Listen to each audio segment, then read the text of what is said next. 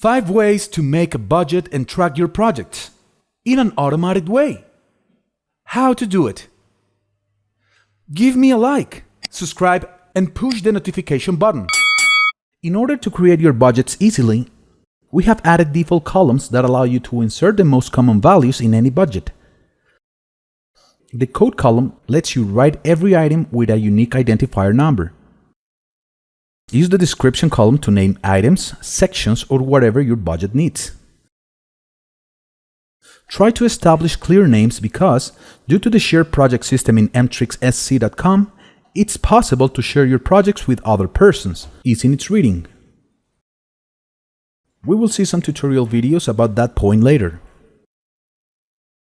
This column is used to place weights, measure, or value units. So, in short, these 3 columns are used to arrange the cells and other units of all your budget, while the quantity and unit price columns handle the required mathematical calculations. Fill them in with the amounts and monetary values according to your needs. When you're finished, you will see that the value column will automatically generate the amounts that you've written.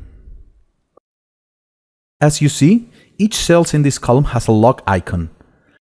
This is because these cells cannot be manually manipulated to ensure that there are no manual corrections from external factors. Finally, you can modify the aesthetics of each cell, row, or column for better visualization. Let me invite you to continue watching the next videos. Follow me on our social networks.